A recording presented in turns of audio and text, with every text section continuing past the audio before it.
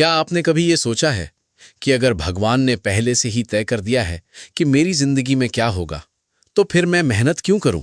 अगर किस्मत में लिखा है तो मिलेगा, और अगर नहीं लिखा तो कितना भी करो कुछ नहीं होगा। ये सवाल सिर्फ आपके मन में नहीं है, ये सवाल हर उस इंसान के मन में है जिसने कभी थक कर हार मानी हो, जिसने मेहनत की हो और फल न मिला हो, जिसने खुद से पूछा हो आखिर मैं कर ही क्यों रहा हूं ये सब। और इसी सवाल का जवाब आज से हजारों साल पहले कुरुक्षेत्र के मैदान में एक रथ पर खड़े होकर स्वयं श्री कृष्ण ने दिया था। एक ऐसी कहानी के जरिए जो आज भी उतनी ही सच है जितनी उस दिन थी।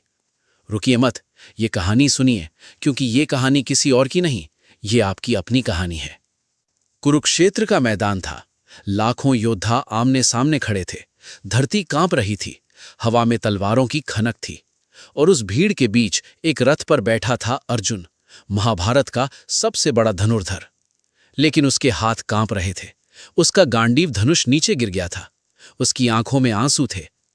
और अर्जुन ने कृष्ण से एक सवाल पूछा, केशव, अगर ये युद्ध पहले से तय था, अगर इन सब की मृत्यु पहले से लिखी थी, अगर ईश्वर की इच्छा से ही सब होता है, तो मैं ये धनुष क्यों उठाऊं? मेरे लड़ने से क्या फर्क पड़ेगा? जो होना है वो तो होगा ही।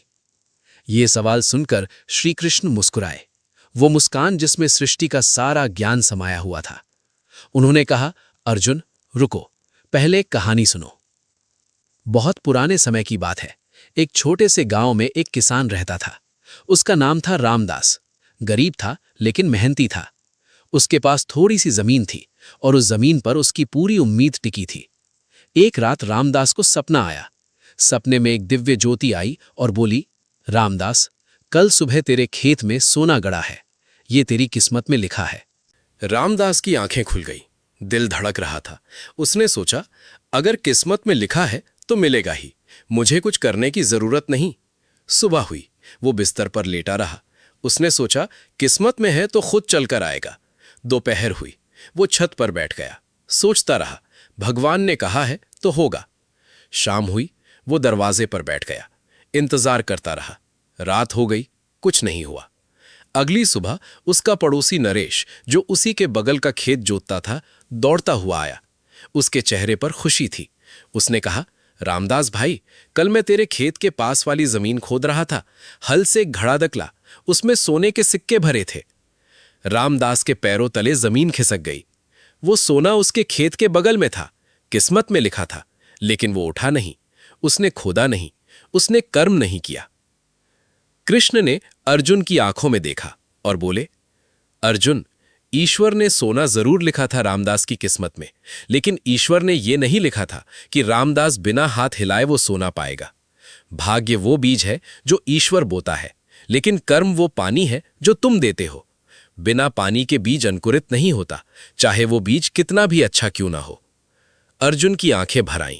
उसने धीरे से पूछा, तो फिर कृष्ण, क्या इंसान कर्म करे लेकिन अगर फल ना मिले, अगर मेहनत के बाद भी सब छिन जाए, तब? कृष्ण ने एक गहरी सांस ली और बोले, अर्जुन, क्या तुमने कभी दीपक को जलते देखा है? दीपक जलता है, अंधेरे को रोशनी देता है। उसे पता नहीं होता कि उसकी रोशनी किस कमरे में जाएगी, किस इंसान के काम आएगी, लेकिन वो जलता रहता है। वो अपना धर्म निभाता रहता है। कर्म का मतलब ये नहीं कि फल की गारंटी हो। कर्म का मतलब ये है कि तुम अपनी लौ जलाए रखो, बाकी सब मुझ पर छोड़ दो। और तब कृष्ण ने रामदास की कहानी आगे बताई। रामदास टूट गया था। वो उस रात रो पड़ा। उसने ईश्वर से शिकायत की। उसने कहा, तूने मुझे धोखा दिया, किस्मत में लिखा था, फिर भी मुझे नहीं मिला। और तब उसी रात फिर वो दिव्य ज्योति आई। उसने कहा, रामदास, मैंने धोखा नहीं दिया।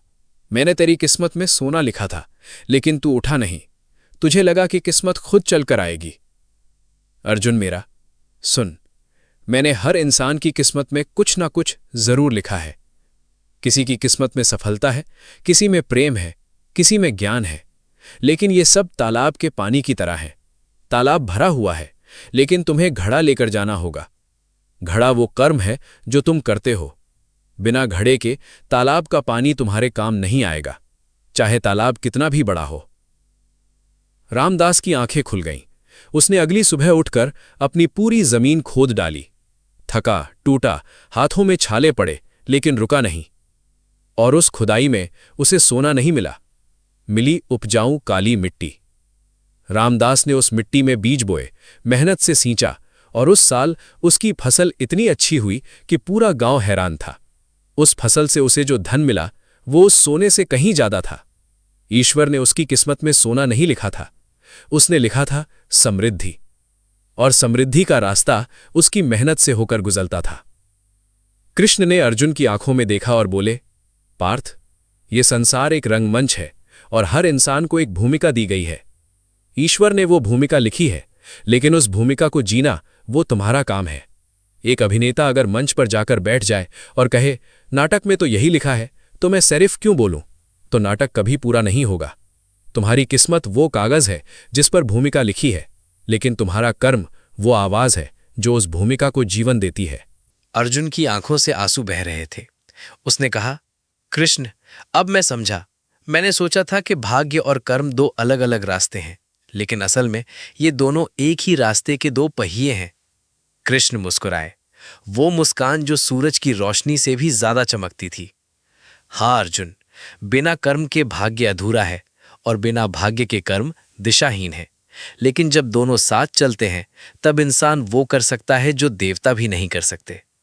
और उस दिन अर्जुन ने गांडीव उठाया। उसके हाथ नहीं कांपे। उसने कर्म किया, पूरे मन से, पूरी आत्मा से, और इतिहास जानता है क्या हुआ उसके बाद। दोस्तों, ये कहानी सिर्फ अर्जुन की नहीं है, ये आपकी कहानी है। आप भी कभी ना कभी उस मैदान में खड़े हुए हैं जहां लगा कि सब बेकार है, जहां लगा कि मेहनत का कोई फायदा नहीं, जहां दिल ने कहा अगर किस्मत में नहीं है तो क्यों करूं। लेकिन याद रखिए, ईश्वर ने आपकी किस्मत में जरूर कुछ लिखा है, लेकिन वो आपके दरवाजे पर नहीं आएगा। आपको उठना होगा, चलना होगा, हाथ बढ़ाना होगा। तालाब भरा हुआ है, घड़ा आपके हाथ में है, बस उठिए। जय श्री कृष्ण।